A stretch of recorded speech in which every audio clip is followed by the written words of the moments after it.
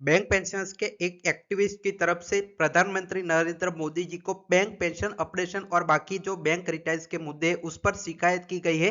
तो वो जो आर्टिकल है बहुत सारे जो आपके न्यूज़पेपर है उसमें आज पब्लिश हुआ है।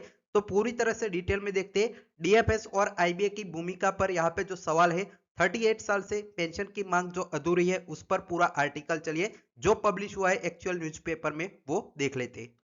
तो देख सकते हैं आप मल्टीपल जो आपके न्यूज़पेपर है उसमें आर्टिकल पब्लिश हुआ है जिसमें बैंक पेंशनर्स की दुर्दशा पर प्रधानमंत्री मोदी जी को डायरेक्टली जो शिकायत है वो की गई है।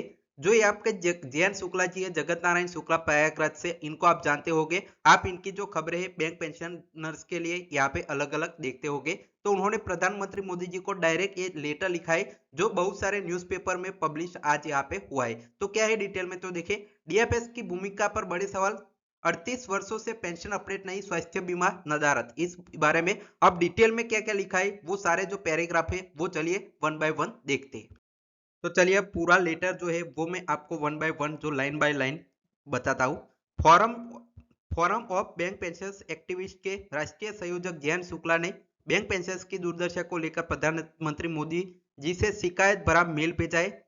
वह केवल यहाँ पे डीएफएस की भूमि पर उन्होंने डीएफएस की भूमिका पर यहाँ पे सवाल खड़े किए हैं। उनकी आक्रामकता का कारण पेंशन ऑपरेशन, स्वास्थ्य बीमा, एक्सग्रेशिया राशि जैसे समझौते यहाँ पे लागू नहीं हुए हैं। उसलिए सार्वभौतिक बैंकों के 8 लाख बैंक पेंशनर्स की समस्याओं का निवारण के लिए कोई विचार विमर्श का कोई फोरम नहीं है। उनके मुकदमे उच्च न्यायालय तथा सर्वोच्च न्यायालय में लंबित थे।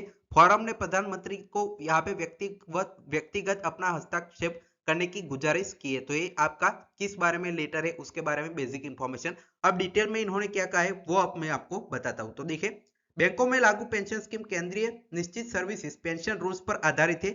55 बैंकों में लेकर हुए 29/10/1993 के पेंशन समझौते के अनुसार पेंशन ऑपरेशन सहित सभी आईबीए में लागू पेंशन सभी शर्त आईबीए में लागू पेंशन लाइन पर है। मतलब आपका आरटीआई में, मतलब ये जो आपका सेंट्रल पर जो आपकी स्कीम है वो ही बैंकों के रेगुलेशन में लागू की गई थी।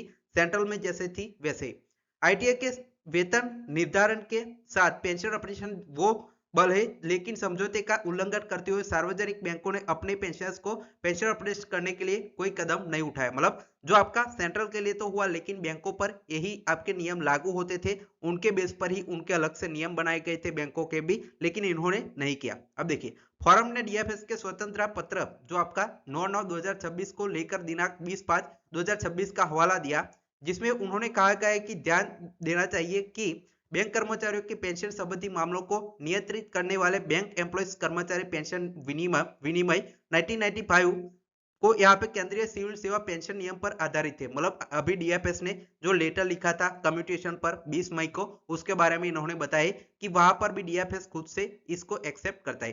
फोरम का कहना है कि रिजर्व बैंक तथा central civil service pension rules में वेतन संशोधित के साथ साथ यहाँ पे आकर्षित जो आगे देखिए, अब आगे देखिए, इसमें देखिए पूरा क्या लिखा हुआ है। पेंशन ऑपरेशन का नियम लागू है लेकिन सार्वजनिक बैंकों में ऐसा नहीं किया जा रहा।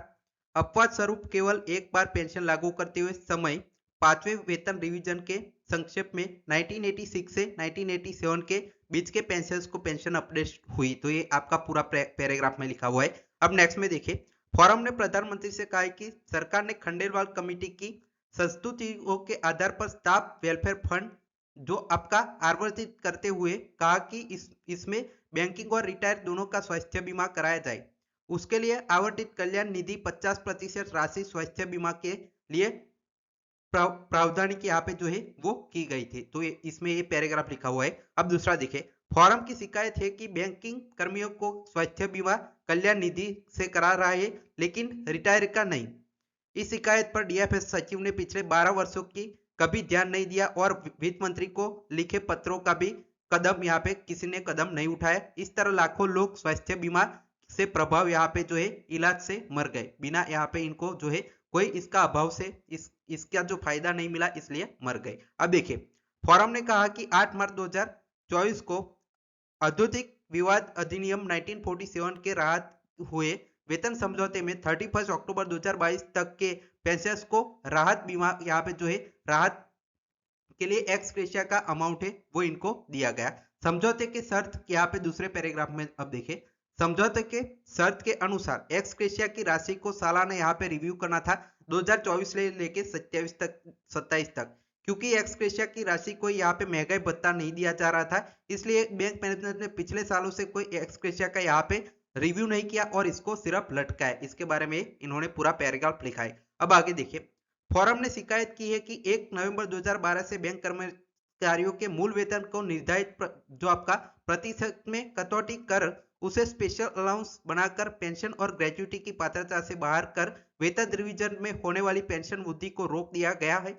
इस उपक्रम के सेवानिवृत्त पर वेतन का यहाँ पे 50% मिलने वाली पेंशन जो आपकी 2012 से 17 और 2022 से घटकर यहाँ पे 45.5, 41 एंड 36% यहाँ पे रह गई। इसके खिलाफ हाईकोर्ट ने सर्वोच्च न्यायालय तक यहाँ पे जो मुकदमा है वो आपका पेंडिंग है। इसके बारे में पैराग्राफ में पूरा बताया जो स्पेशल अलाउंस आपका इंट्रोड्यूस किया गया था उसके बारे में। अब आगे देखिए, फोरम ने सरकार की जो आपके मुकदमेबाज की यहाँ पे बनती छवि पर प्रधानमंत्री का ध्यान आकर्षित करते हुए अफसोस जताया है। फोरम ने कहा है कि सरकार अपने ही कर्मचारियों के खिलाफ मुकदमा लड़ रही है, जबकि सारे विषय समझौते सहमतियां और सरकार, अब लास्ट देखिए, सरकार के अपने सुझावों के क्रियाकरण को लेकर है। पेंशनर्स की कोई नई मांग नहीं है। बेवजह मुकदमों से पेंशनर्स परेशान है और सरकार की छवि पर असर पड़ रहा है। बैंकों में 1960 के दशक से द्विपक्षीयवाद प्रभावी है। बैंक कर्मियों के वेतन भत्ते सुविधाएं प्रमोशन पोस्टिंग सब कुछ यहाँ पे द्विपक्षीय समझौते से तय होता है। ऐसे ही पेंशनर्स के लिए ऐसा कोई विचार विमर्श का मंच आज तक यहाँ पे नहीं है, जो चौंकाने वाली बात है। यह स्थिति यहाँ पे देखिए, यह स्थिति नियामक सर्विस वित्तीय सेवाएं विभाग की नाकामयाबी की देन है।